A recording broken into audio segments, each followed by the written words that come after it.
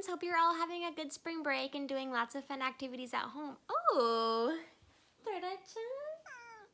oh, I've been keeping myself quite busy over here. Of course, playing with my cat, but also doing lots of puzzles. This one that I'm currently working on is this really cool abstract design of cactuses, which you all know I love, by Frank Lloyd Wright. I'm having lots of fun with it, but it is quite challenging. So I wanted to take a little break from the puzzle and share Read Aloud with you all. Today we're going to be learning about someone that you might have heard of or know a little bit about, and her name is Hillary Rodham Clinton. This is a book about her life written by Michelle Markle and illustrated by Lei-Wen Pham. Lei-Wen Pham actually is an illustrator for some books that some of you may have read before, the Real Friends graphic novel series or Princess in Black, so make sure to keep an eye out for her awesome illustrations. Okay. Hillary Rodham Clinton. Some girls are born to lead.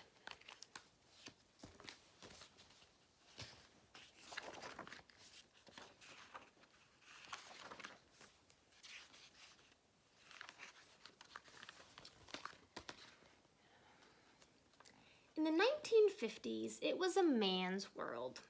Only boys could grow up to have powerful jobs. Only boys had no ceilings on their dreams. So you might recognize some famous personalities of the 1950s. Like here's Elvis Presley, Jackie Robinson, Walt Disney, Albert Einstein. Girls weren't supposed to act smart, tough, or ambitious, even though deep inside they may have felt that way. But in the town of Park Ridge, Illinois, along came Hillary. Wearing thick glasses and a sailor dress, acing tests, upstaging boys in class, and lining up sports events to raise money for the poor. Take that, 1950s. Some girls are born to lead, and some love politics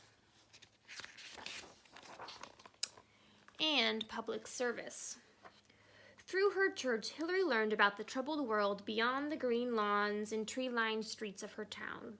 Her youth group met with poor Black and Latino teenagers in the inner city. They went to hear a stirring speech by Dr. Martin Luther King Jr. Do the most good you can, Hillary's youth minister taught. Be kind, work hard, aim high, her mother urged. They didn't tell her she could only go so far just because she was a girl. There is nothing more tragic than to sleep through a revolution, said Martin Luther King. Hillary's hard work got her into a prestigious East Coast women's college. Many of her classmates were brilliant prep school girls, but it was Hillary who got elected student body president and was chosen to give her first senior graduation speech the school ever had. At the ceremony, a senator discouraged students from protesting about America's problems. Hillary was outraged. Fear is always with us, but we just don't have time for it. Not now. When it was her turn, she approached the microphone and did a startling thing. She criticized him. Her classmates applauded for 7 thunderous minutes.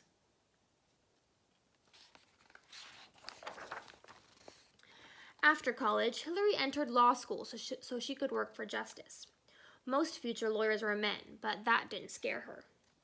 She trounced them in debates, attended rallies, and helped start a newspaper about how laws could improve society.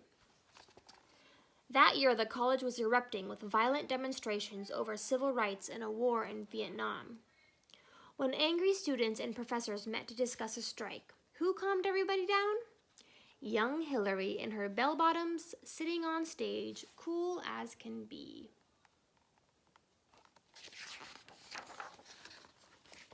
On summer breaks, Hillary plunged into action. She investigated the filthy camps of migrant workers in Florida, where kids couldn't go to school or get medical care. She walked up and down dangerous blocks in Texas, registering voters for the presidential election. One colleague called her fearless, and many friends thought so too. They thought Hillary would land a high-ranking job in Washington, D.C., but she didn't. Not yet.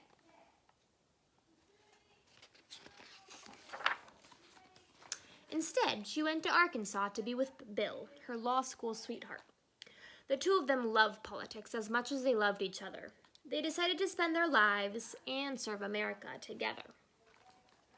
When Bill ran and got elected to office, Hillary did everything she could to help him. This is when he ran for governor. She also became a mother, worked at a top-notch law firm, and advised groups dedicated to children and the poor. Hillary was a new breed, a superwoman. But sometimes it was hard, like when she had to rush out of the courtroom to call the babysitter about her sick child, or when she heard the nasty things people said about her looks because she didn't take the time to paint her toenails or style her hair. And it was hard for Hillary a few years later when she helped Bill campaign to become President of the United States. She wasn't frightened of the crowds and cameras and reporters, but she couldn't believe how people criticized her in ways they'd never criticize a man. They said her headbands were too casual and her attitude was too feisty. An ex-president said a first lady shouldn't be too strong or too smart. Others called her the Hillary problem, and a lot worse things than that. It didn't matter what those people said. Hillary was determined to be an active first lady. "I love my husband and I love my country," she stated. "I want to make a difference."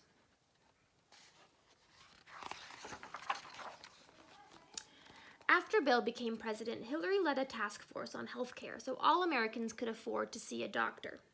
Some people hated Hillary and her new ideas. When she went on tour to talk about her plan, she was met with mobs so threatening that she had to wear a bulletproof vest.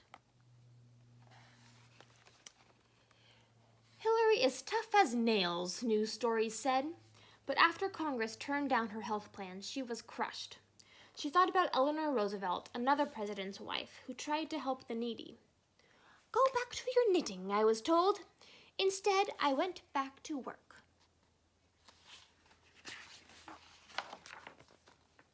And so did Hillary. She said her prayers, regained her strength, and became a Goodwill Ambassador overseas. In villages with dirt roads, she heard heartbreaking stories of how baby girls were abandoned and young women were abused. She couldn't bear to be silent about such suffering. As at a United Nations conference in China, Hillary dared to say what no world leader was saying. Women's rights are human rights, once and for all. Her speech was blacked out by the Chinese government to try to stop her message from spreading, but the next day it made international front-page news.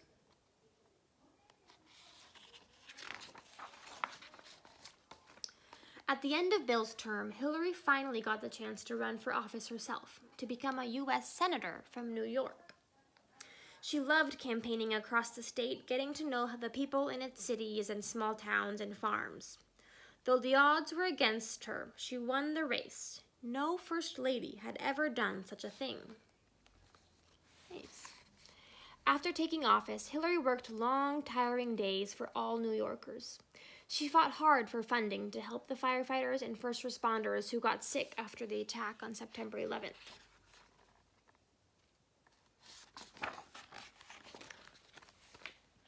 Hillary returned to the Senate, but not for long. President Obama, her former rival, wanted her to be his Secretary of State. The woman who was called too ambitious now met with kings, sultans, and prime ministers in a total of 112 countries. She visited activists to draw attention to their causes. Wherever she went, her message was the same. The role and rights of women, their freedom and equality and dignity, is the unfinished business of the 21st century.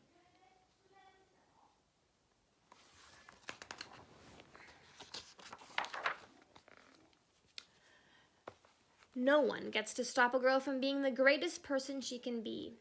Hillary thinks everyone deserves that chance. All her life, she's fought for fairness and compassion. The cruelest words and wrongest barriers have not been strong enough to hold her back. No matter what Hillary does next, if she wants to change the world, she'll find a way. And here are some famous personalities now. Do you recognize anyone? Let's see, I recognize Jane Goodall that we learned about. There's Malala Yousafzai. Famous tennis player Serena Williams. J.K. Rowling. Oh, there's Maya Angelou. Ruth Bader Ginsburg, Sonia Sotomayor. Lots of women now.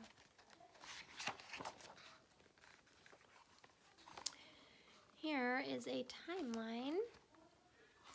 And this book was published in 2016, and you'll see that here.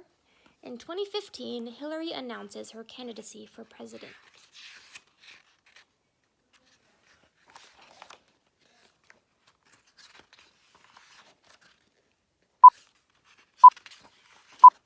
Today we're going to be learning. Hi friends, happy spring break! With lots of puzzles. Hope you're all doing well and having a good spring break and doing lots and lots and lots and lots and lots and lots and lots and lots and lots and lots.